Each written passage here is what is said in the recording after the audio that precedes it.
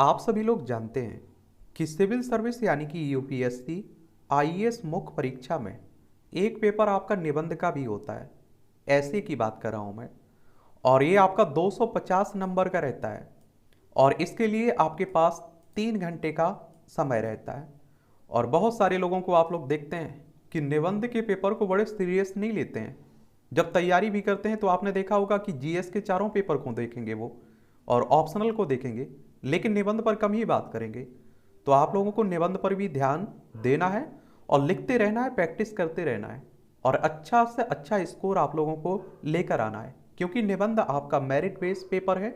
और जो आपकी फाइनल मेरिट लिस्ट बनती है ना, जिसके आधार पर आप देखते हैं कि आपको कोई पद मिलता है, तो उसमें निबंध के नंबर भी जोड़े जाते हैं। आपकी स्क्रीन के सामने एक कॉपी दिखाई दे रही है, यह है साक्षी गर्ग की, जो आप देखते हैं कि 2017 की हिंदी मीडियम की है और इनकी रैंक थी 350। कितनी? 350। और आप देखिए इन्होंने निबंध में 250 में से 149 नंबर लेके आई थी। कितना? 149 नंबर लेके आई थी। और इन्होंने दृष्टि आईएएस में जो टेस्ट सीरीज ज्वाइन की होगी निबंध के लिए, वही कॉपी है। तो इस कॉपी को देखकर, इनके निबंध को देखकर आप लोग भी कुछ ना कुछ सीख सकते हैं। और आपकी तरफ से कोई इसमें सुझाव है कि और क्या अच्छा किया जा सकता है, तो आप लोग नीचे बता सकते हैं मुझे, ठीक है। और मैं बस इतना कह सकता हूं कि निबंध को लिखते समय कुछ बातों का ध्यान रखा करिएगा। वैसे तो आप देख रहे हैं कि बचपन से ही आप निबंध लिखते आ रहे हैं, तो आप लोगों को सबसे पहले टॉपिक चुनने की बात होती है। तो आप लोगों को बड़े ध्यानपूर्वक, जो आप सेक्शन ए में 4 टॉपिक रहते हैं, सेक्शन बी में भी 4 टॉपिक रहते हैं, उन्हें ध्यानपूर्वक पढ़ना है। और फिर जो आपको पसंद है उनमें से, और जिसके बारे में आपको जानकारी है, और जिसके बारे में आप लोग 1000, 1100, 1200 शब्द लिख सकते हैं, तो उसे आपको चुनना है। और दूसरी बात ये याद रखना है कि टॉपिक पर ही केंद्रित रहना है, यानी कि जिस टॉपिक पर आप निबंध लिख रहे हैं उसके इर्द गिर्द ही आपको लिखना है, भटकना नहीं है। याद रखिएगा ये भी। और पैराग्राफ में लिखे निबंध, पॉइंट्स में कभी निबंध मत लिखिएगा। और सभी पहलू को कवर करें, 360 डिग्री जो देखते हैं आप लोग, तो सभी को ध्यान में रखते हुए लिखना है आपको निबंध। बैलेंस बनाकर लिखें। आप लोगों से हमेशा कहता हूं का न्यूट्रल होकर सोचा करिए और लिखा करिएगा आंसर राइटिंग जब भी निबंध लिखते हैं, चाहे कोई क्वेश्चंस का आंसर लिखते हैं। अब मान लीजिए आपसे किसी ने आरक्षण पर पूछ लिया, तो हो सकता है कि आप में से एक मानसिकता के ऐसे लोग हों जो पूरी तरह से आप देखते हैं कि आरक्षण को सही ठहरा देते हो। बहुत सारे लोग ऐसे भी होंगे जो पूरी तरह से आरक्षण को गलत ठहरा देते हैं। तो आप लोगों को ऐसा नहीं करना है, आपको न्यूट्रल रहना है और उसके पॉजिटिव पॉइंट देखना है, नेगेटिव पॉइंट देखना है और अपनी तरफ से उसमें निष्कर्ष भी शामिल करना है। रूपरेखा जैसे कोट्स आप देखिए, जो रिलेटेड उससे टॉपिक पर आप लोग निबंध लिख रहे हैं, उससे रिलेटेड कोई महान व्यक्ति है, उसका कोट्स है, उसके द्वारा कोई वाक्य कहा गया, कोई शब्द कहे गए, तो उन शब्दों को भी आप लोग उसमें डाल सकते हैं। प्रभावी निबंध बनेगा आपका। और सबसे पहले आप लोग इंट्रो लिखते हैं, फिर मेन बॉडी लिखते हैं, फिर आप देखते हैं कि निचोड़ लास्ट में शामिल रहता है। तो इस तरह से आपको शुरू करना है। अब हम लोग देखते हैं कि साक्षी गर्ग ने किस तरह से लिखा है। ये हिंदी मीडियम की थी, तो इन्होंने आप देखिए हिंदी मीडियम यहाँ लिख दिया। और ये अनुदेश आप लोगों को जरूर पढ़ना है। प्रश्नों के उत्तर देने से पहले निम्नलिखित प्रत्येक अनुदेश को कृपया ध्यानपूर्वक पढ़ें। प्रवेश पत्र में प्राधिकृत माध्यम में निबंध लिखना आवश्यक है तथा इस माध्यम का स्पष्ट उल्लेख प्रश्न सह उत्तर क्यूसीए पुस्तिका के मुख्य पृष्ठ पर निर्दिष्ट स्थान पर करना आवश्यक है। प्राधिकृत माध्यम के अलावा अन्य माध्यम में लिखे गए उत्तरों को अंक नहीं दिए जाएंगे। प्रश्नों के उत्तर निर्दिष्ट किए गए शब्द संख्या के अनुसार होना चाहिए। और आप देखिए प्रश्न सह उत्तर पुस्तिका में खाली छोड़े गए कोई पृष्ठ अथवा पृष्ठ के भाग को पूर्णतः काट दीजिए। यानी कि कहने का मतलब है कि अगर कोई पेज खाली रह जाता है तो इसे इस तरह से या इस तरह से आप काट सकते हैं। और जो भी आपका मीडियम है उसी में आपको निबंध लिखना है और शब्द संख्या का भी ध्यान रखना है, ठीक है। जितने में क्वेश्चंस पूछा जा रहा है लगभग उतने ही में ही लिखें। चलिए तो आप देखते हैं सेक्शन खंड ए को देखते हैं। खंड ए और खंड बी में प्रत्येक में से एक एक को चुनकर 2 निबंध लिखना है और प्रत्येक लगभग 1000 से 1200 शब्दों में लिखना है। और आप देखिए दोनों पेपर जो निबंध रहेंगे ना, दोनों निबंध 125-25 नंबर के रहेंगे। तो खंड ए में देखते हैं 4 टॉपिक आपके सामने है सेक्शन ए में। ये कौन कौन से हैं? पहला कह रहा है कि प्रत्येक असफलता में एक अवसर छिपा होता है। ये आप लोग देख रहे हैं, मोटिवेशनल कोट सी दे दिया। आप लोग कहते हैं ना कि कहते हैं कि असफल कोई नहीं होता है, उससे कुछ सीख लेते हैं और आगे बढ़ जाते हैं। ठीक है। दूसरा है अभिव्यक्ति की स्वतंत्रता एक मूल अधिकार जिसका सबसे ज्यादा दमन तथा दुरुपयोग हुआ है। तीसरा कह रहा है कि समृद्ध राष्ट्र हेतु स्वस्थ राष्ट्र एक पूर्व शर्त है। और चौथा कह रहा है कि देशभक्ति मेरा आखिरी अध्यात्म सहारा नहीं बन सकती है, मेरा आश्रय मानवता है। मैं हीरे के दाम में गिलास नहीं खरीदूंगा, जब तक मैं जिंदा हूं मानवता के ऊपर देशभक्ति की जीत नहीं होने दूंगा। कट्टर राष्ट्रवाद पर व्यक्त रविन्द्रनाथ टैगोर के उपरोक्त विचारों की समकालीन प्रासंगिकता पर समालोचनात्मक टिप्पणी कीजिए। इसमें आप लोगों को समालोचनात्मक टिप्पणी करना है। अब आप देखिए इन्होंने क्या चुना है, चौथा टॉपिक चुना है। साक्षी गर्ग ने आप देखें चौथा टॉपिक चुना है, देशभक्ति मेरा आखिरी अध्यात्म सहारा नहीं बन सकती, मेरा आश्रय मानवता है। मैं हीरे के दाम में गिलास, जो आपको देखा है ना, ये गिलास नहीं खरीदूंगा, और तब तक मैं जिंदा हूं मानवता के ऊपर देशभक्ति की जीत नहीं होने दूंगा। और कट्टर राष्ट्रवाद पर व्यक्त रविन्द्रनाथ टैगोर ने के उपरोक्त विचारों की समकालीन प्रासंगिकता पर समालोचनात्मक टिप्पणी कीजिए। इसी को इन्होंने चुना है निबंध लिखने के लिए। और देखिए सोच लिया करिएगा, पहले लिखने में ज़्यादा टाइम नहीं लगता है, आप सभी जानते हैं कि सोचने में टाइम लगता है। तो इन्होंने आप देखिए यहाँ प्रस्तावना से शुरू किया है, इंट्रो से। किसी भूभाग व सरकार को मिलाकर शब्द का निर्माण होता है, राष्ट्र का निर्माण होता है, माफ करिए। और जब यह राष्ट्र की ही सब कुछ हो जाए तो यही अमूर्त उग्र भावना राष्ट्रवाद कहलाती है। एक बात आप लोगों को और बता देता हूँ, आप लोग कहते हैं कि हमारी राइटिंग कैसी होनी चाहिए। राइटिंग अगर आपकी साफ सुथरी है, अच्छी है, सुंदर है तो और अच्छी बात है, लेकिन इतनी तो कम से कम अच्छी होनी चाहिए कि सामने वाला जो कॉपी चेक कर रहा है वो समझ सके, उसे इस पढ़ने में कठिनाई ना हो। ठीक है, क्योंकि अगर वो खुश नहीं हुआ तो आप सभी जानते हैं कि क्या हाल होगा हमारा।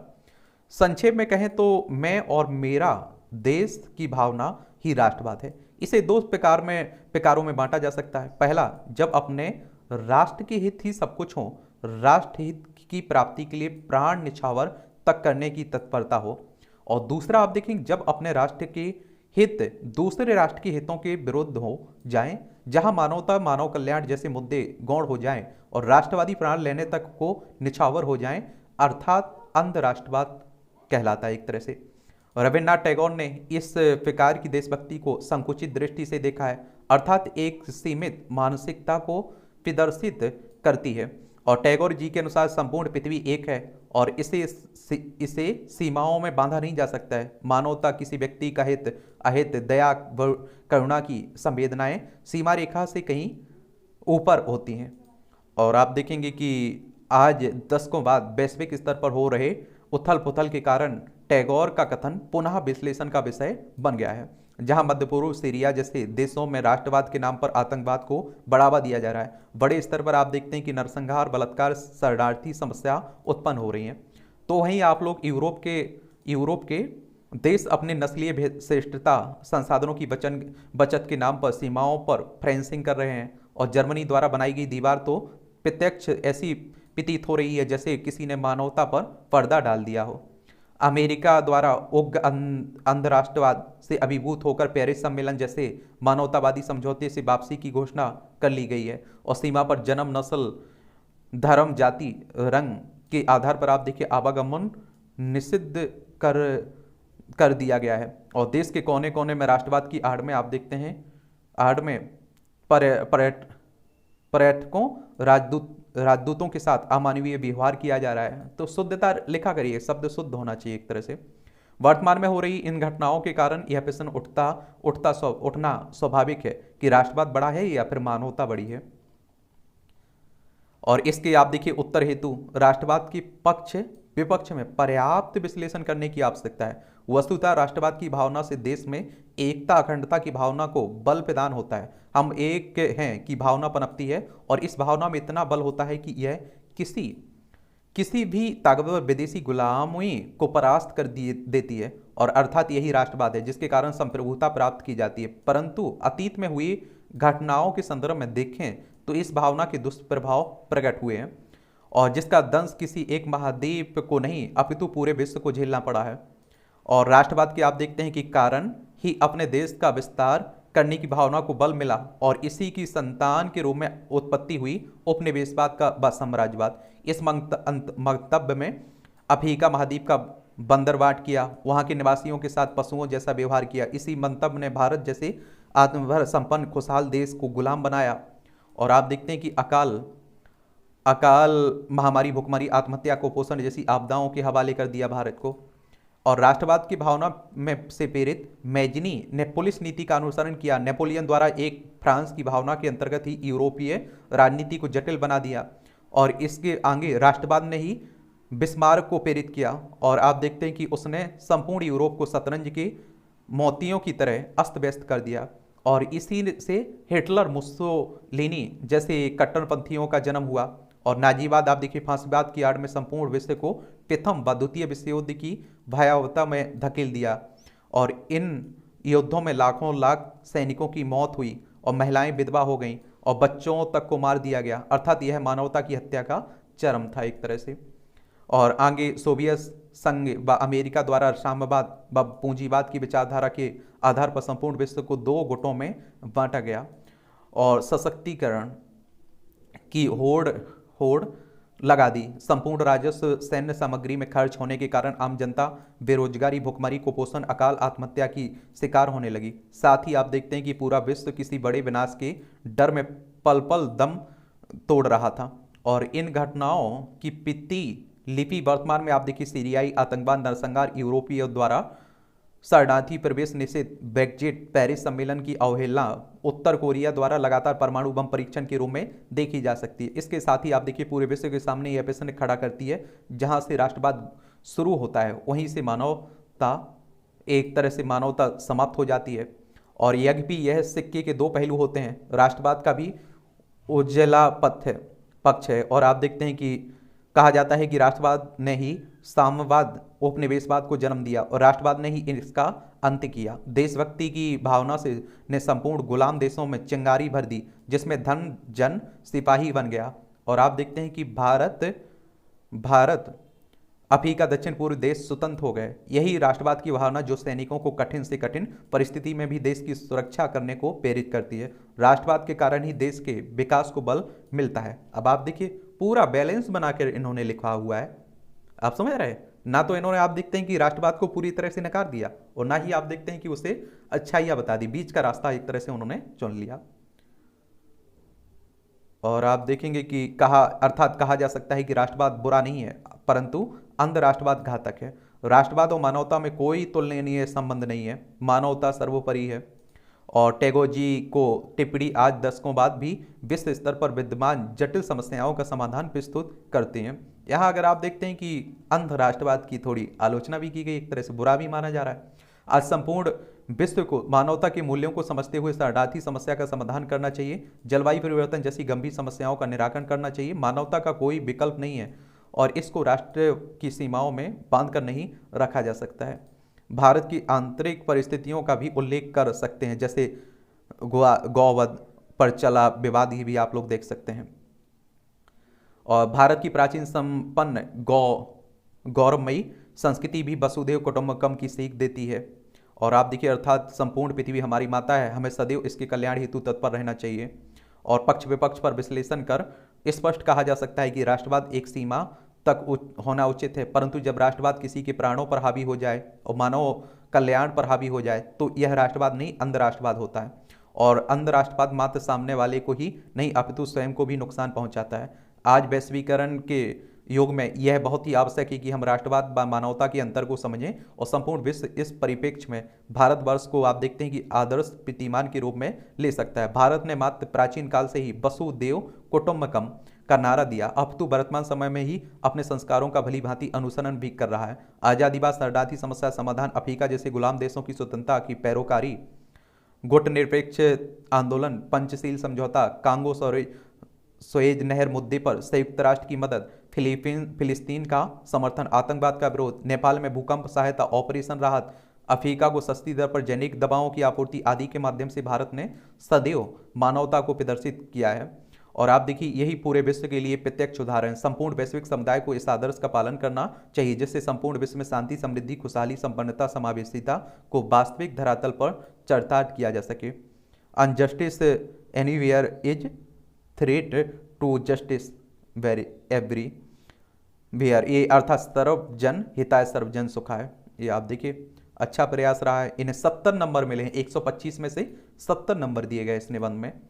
और भाषा को और प्रभावशाली बनाए जाने की आवश्यकता है, विशेष तौर पर निष्कर्ष में। ये आप देखिए इनकी कमी बताई गई है, तो इसमें सुधार ही कर सकते हैं। अब हम लोग दूसरा देख लेते हैं। ये आप देखते हैं खंड बी है, इसमें भी आपको 4 टॉपिक दिए गए हैं और इसमें से 4 को आपको पढ़ना है और 4 में से 1 चुनना है। पर्यावरणीय सरोकार अंतर्राष्ट्रीय राजनीति का नवीन प्रेरक बल है। एक दिशाहीन छात्र आंदोलन समाज के लिए खतरा है। तीसरा कह रहा है न्यायिक जवाबदेही न्याय सुनिश्चित करने हेतु एक अध्यात्म साधन है। 2022 तक किसानों की आय दोगुना करना एक सपना या हकीकत। आप देखते हैं प्रधानमंत्री ने काफ़ी इसकी चर्चा की थी, तो उसी पर अब आप देखिए इन्होंने 2022 तक किसानों की आय दोगुना करना एक सपना या हकीकत पर लिखा। कल मैंने टीवी खोली और न्यूज चैनल पर चर्चा परिचर्चा का केंद्र बिंदु था किसान। मध्य प्रदेश में कई किसानों ने आत्महत्या कर ली थी। महाराष्ट्र में किसान ऋण माफी हेतु आंदोलन कर रहे थे।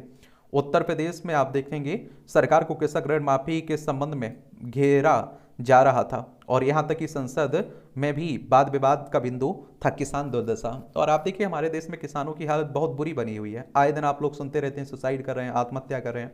यह देखकर मेरे मन में विचार आया, आखिर संपूर्ण देश का पेट भरने वाले कृषक आज बेचारा क्यों कहलाता है? वह स्वयं अपना पेट भरने में क्यों असमर्थ है? क्या सरकार इनके लिए कुछ करती नहीं है? तभी मेरे एक मित्र ने व्यंग किया, सरकार 2022 तक इन किसानों की आय दुगनी कर देगी। और उसका व्यंग सुनकर मुझे भी लगा कि यह एक सपना मात्र है या फिर वास्तव में इसे हकीकत में बदला जा सकता है। उपयुक्त प्रश्न का उत्तर देते हेतु क्रमवार विश्लेषण की आवश्यकता है। वस्तुतः सबसे पहले यह जानना जरूरी है कि कृषक भाइयों की समस्याएं क्या क्या हैं। देखिए इसे हम स्पष्ट 3 भागों में बांट सकते हैं। ये आप देखिए इन्होंने खेती शुरू करने से पूर्व समस्या, खेती के दौरान समस्या, खेती के उपरांत अर्थात फसल कबाई के बाद समस्या। अब आप लोग किसानों से जुड़े होंगे, देखते होंगे, तो आप सभी जानते हैं वर्षा ना होना, सूखा पड़ना। फिर आप देखिए कि खेती अगर वर्षा हो भी गई, बुआई हो गई, तो बीच में आप देखते हैं पानी का न मिल पाना या बाढ़ आ जाना, तूफान आ जाना। खेती के उपरांत आप देखते हैं जब फसल कट गई तो उसके बाद भी बहुत सारी समस्याएं देखने को मिल जाती हैं, वो भी आपको परेशानी होती है उससे भी काफ़ी। चलिए तो ये भी आप लोग देख लेते हैं। सबसे पहले खेती के पूर्व समस्याओं को देखें तो सबसे पहली चिंता का कारण है छोटी जोतों का आकार। हमारे देश में 80% किसान 1.5 हेक्टेयर से भी कम भूमि पर खेती करते हैं। इसके कारण बीज, सिंचाई, उर्वरक के रोग में इनपुट ज़्यादा होता है पर आउटपुट कम। और आप देखते हैं कि खेती करने हेतु एक मुश्त राशि की आवश्यकता होती है जिससे बीज, उर्वरक, सिंचाई साधन आदि की पूर्ति हो। अर्थात ये आप देखिए धन, अशिक्षा व पर्याप्त कागजात न होने के कारण वे बैंक से मानव ज्ञान ये आप देख सामान्यतः ऋण नहीं ले पाते हैं। सूदखोरों की ऊंची ब्याज दर के शिकार बन जाते हैं। अब आप देखिए बैंक भली कहते हैं, सरकार भली कहती है कि किसानों को हम इतनी मदद कर रहे हैं बैंकों से, लेकिन आप देखते हैं कि आप बैंक में जाइए, इतने चक्कर आपसे कटवा दिए जाएंगे तो आप खुद हार थक कर बैठ जाएंगे घर।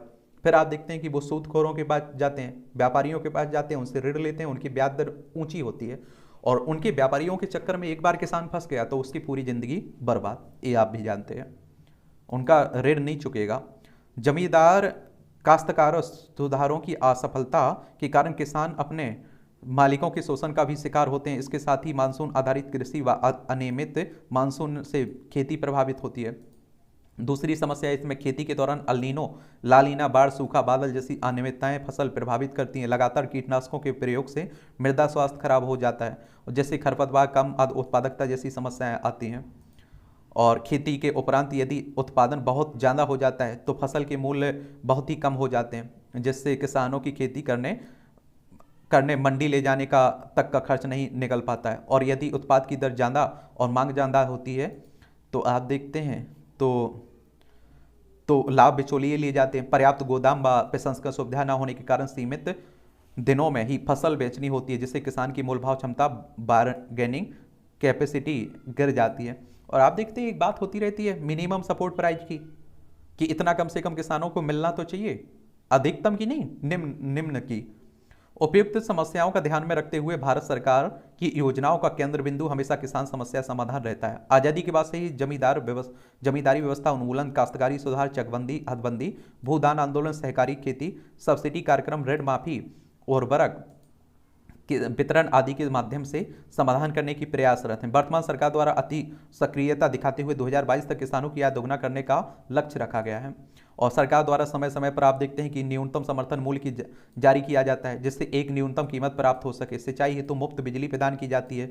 नीम कोटेड यूरिया का इस्तेमाल किया जा रहा है, जिससे कि यूरिया की कालाबाजारी कम हो सके और मृदा की उर्वरता प्रभावित ना हो। अति महत्वाकांक्षी प्रयास के रूप में सरकार द्वारा एग्रीकल्चर प्रेस्टीज मार्केटिंग कमीशन अधिनियम में सुधार कर नेशनल एग्रीकल्चर मार्केट, राष्ट्रीय कृषि बाजार स्थापित करने की पहल की गई, जिसके तहत देश की लगभग 586 मंडियों को डिजिटलाइजेशन के माध्यम से आपस में जोड़ा गया है और किसान अपने क्षेत्र से ही पूरे भारत में कहीं भी सर्वोच्च कीमत पर अपनी फसल बेच सकता है। उसे बिचौलिए का शिकार भी नहीं होना पड़ेगा। एक तो जागरूकता की कमी हमारे देश में। इसके साथ ही प्रधानमंत्री कृषि सिंचाई योजना, प्रधानमंत्री कृषि बीमा योजना, सस्ती दर पर रेट मुहैया कराना, मृदा स्वास्थ्य कार्ड जैसी योजनाएं शुरू की गई। तो इन योजनाओं के बारे में याद रखा करिएगा। जब आंसर राइटिंग करते हैं, निबंध लिखते हैं, तो ये काफ़ी मदद करती हैं। प्रीलिम्स में भी पूछ लेते हैं इसे क्वेश्चन। जैसे कृषक अपनी मृदा स्वास्थ्य को जानकर उसी अनुसार उर्वरक का इस्तेमाल कर फसल का चुनाव करें और पर्याप्त मात्रा में सिंचाई कर सकें और आपदा जैसी स्थिति में बीमा सुरक्षा ही प्रदान होगी। भारत सरकार द्वारा हेल्पलाइन जारी किया गया है, जिसमें किसान फोन कर मौसम की जानकारी, खेती संबंधित आप देखते हैं किसी भी प्रकार की जानकारी प्राप्त कर सकता है। सूचना प्रौद्योगिकी व मोबाइल तकनीक की मदद से समय समय पर मौसम संबंधी जानकारी किसानों को प्रदान की जाती है। सरकार के इतने दूरदर्शी महत्वाकांक्षी प्रयासों को देखकर लगता है कि शायद किसानों के लिए अब दुख के बादल छटने वाले, परेशानियां दूर होने वाली। परंतु सिक्के का दूसरा पहलू देखें तो नेशनल सैंपल सर्वे ऑर्गेनाइजेशन द्वारा हाल में कराए गए सर्वेक्षण से ज्ञात होता है कि 40% किसान खेती करना ही नहीं चाहते हैं, वे दूसरे रोजगार की तलाश में हैं और युवा पीढ़ी का कृषि की ओर कोई भी आकर्षण नहीं है। यह एक द्वंद्वात्मक स्थिति उत्पन्न करता है। इसके दो कारण हैं। कभी आपने सुना है कि किसान चाहता है कि उसका बेटा किसान ही बने, या युवाओं के मुंह से सुना है कि वो किसान ही करेंगे, खेती करेंगे? तो इसके दो कारण हो सकते हैं। कौन कौन से? इन योजनाओं का लाभ किसानों तक पहुंच नहीं रहा है, या फिर अभी भी ये प्रयासरत अपर्याप्त हैं। प्रयास और सुधारों की आवश्यकता है और एक जागरूकता की आवश्यकता है। वस्तुतः ये योजना कितनी भी अच्छी क्यों ना हो, उसकी सफलता इस बात पर निर्भर करती है कि कितने कुशलतापूर्वक उसे लागू किया गया है, यानी कि जमीनी स्तर पर किस तरह से लागू हुआ है। सर्वेक्षण में पाया गया कि 50% किसानों को यही नहीं पता कि न्यूनतम समर्थन मूल्य होता क्या है। अशिक्षित होने के कारण वे सरकारी योजनाएं, सब्सिडी के बारे में जान ही नहीं पाते हैं और कहीं से पता भी चल जाता है तो वे बिचौलियों का शिकार हो जाते हैं। और कितने लोग आप देखिए न्यूनतम समर्थन मूल्य पर बेच पाते हैं, सरकारी रेट पर बेच पाते हैं। इसका कारण, दूसरा कारण नीति निर्माण स्तर पर देखें तो नीति निर्माण में किसानों की कोई सहभागिता नहीं होती है, जिससे मांग व पूर्ति में असमंजसता आता है। अर्थात पूर्ति देखिए किसान, पूर्ति सरकार, आवश्यकता, और इन समस्याओं का तार्किक समाधान करने की आवश्यकता है। और सर्वप्रथम आवश्यकता भूमि सुधार की, छोटी जोत आकार, इससे सरकारी कृषि को बढ़ावा दिया जाए। कृषि में कॉन्ट्रैक्ट फार्मिंग को अनुमति दी जाए, अर्थात कृषि को उद्यमिता के रूप में देखा जाना चाहिए। बड़े बड़े निजी क्षेत्र के उद्यमी पूंजी, संसाधन, तकनीक, वेयर हाउस प्रसंस्करण के माध्यम से उपज की मात्रा, गुणवत्ता व मूल्य में बढ़ोतरी करेंगे। जिसका लाभ किसान व सरकार दोनों को होगा। और इस परिप्रेक्ष्य में चीन, इंडोनेशिया के उदाहरणों से सीख ली जा सकती है। कृषि क्षेत्र में आप देखते हैं कि पर्याप्त अनुसंधान को प्रेरित किया जाए और जिससे ऐसे बीज का निर्माण हो जाए जो जलवायु परिवर्तन, सूखा, बाढ़ आदि से प्रभावित ना हो। और सरकारी योजनाओं के बारे में किसानों में पर्याप्त रूप से जागरूकता अभियान चलाया जाए और इस हेतु ग्रामीण शिक्षित युवा, स्वयं सहायता समूह, गैर सरकारी संगठनों की मदद ली जाए। विषय वस्तु को थोड़ा और समावेशी बनाए जाने की आवश्यकता है। यहाँ इन्हें बताया जा रहा है कि और थोड़ा लिखिए। गांव में पर्याप्त मात्रा में आधारभूत डिजिटल अवसंरचना, इंटरनेट कनेक्शन, बिजली आपूर्ति हो, जिससे प्रत्यक्ष लाभ हस्तांतरण, राष्ट्रीय कृषि मंडी जैसे प्रयास वास्तविक धरातल पर आ सकें। और ऋण माफी जैसे प्रयास मात्र तत्कालिक राहत दे सकते हैं, दीर्घकालिक व स्थायी नहीं। इस क्षेत्र में आप देखिए ऐसी समुचित रणनीति बनाने की आवश्यकता है जिससे किसानों को ऋण सब्सिडी की आवश्यकता ही ना पड़े। ये आप देखिए 65 नंबर दिए गए हैं। और इसमें आप देखिए किसान भारतीय अर्थव्यवस्था की रीढ़ है। इस क्षेत्र में संतुलन करके ही देश की अर्थव्यवस्था में संतुलन प्राप्त किया जा सकता है। और भारत सरकार सदैव से ही इस दिशा में प्रयासरत रही है। सरकार द्वारा कृषि मंत्रालय का नाम परिवर्तित कर कृषि व किसान कल्याण मंत्रालय करना सरकार की विजन को प्रत्यक्ष प्रदर्शित करता है। उपयुक्त मार्ग में जटिलताएं व समस्याएं हों अवश्य, परंतु जिस तत्परता सक्रियता के साथ सरकार प्रयासरत है, निसंदेह हम अपने लक्ष्य को प्राप्त करने में सफल होंगे और इससे हम अपने संवैधानिक लक्ष्यों की प्राप्ति कर सकेंगे। साथ ही पूरे देश का राष्ट्रीय हित, किसान हित के साथ सार्थक हो सकेगा। कोरोना महामारी में आपने देखा है कि हमारी इलाज किसानों ने बचाई थी। 2022 तक किसान भाई देश का पेट भरने में सक्षम होंगे और कृषि किसानों का जेब भरने में सार्थक हो सकेगी। भाषा को और प्रभावशाली बनाए जाने की जरूरत है। तो इस तरह से आप देखिए, इन्हें इसमें कितने नंबर दिए गए? 65 नंबर। और टोटल 250 नंबर में से इन्हें कितने नंबर मिले हैं ये आप लोग देख लीजिए। 135 नंबर मिले हैं, यानी कि सराहनीय प्रयास रहा है। और वैसे आप देखिए, इन्हें 149 नंबर मिले थे फाइनल में, जो आप देखिए यूपीएससी के द्वारा इन्होंने जो दिया था उसमें। तो इसी तरह से आप धीरे धीरे सुधार करेंगे, लिखते रहेंगे तो प्रैक्टिस होती रहेगी, कॉपी चेक करवाते रहेंगे तो मुझे लगता है और अच्छा स्कोर कर पाएंगे। ठीक है, अब आपके कोई भी सवाल हो, सुझाव हो तो आप लोग जरूर बताइए। मेरी शुभकामनाएं हैं, आप लोग पढ़ते रहिए, मेहनत करते रहिए, आंसर राइटिंग करते रहिए। ठीक है, इस तरह की कॉपियाँ देखते रहिए और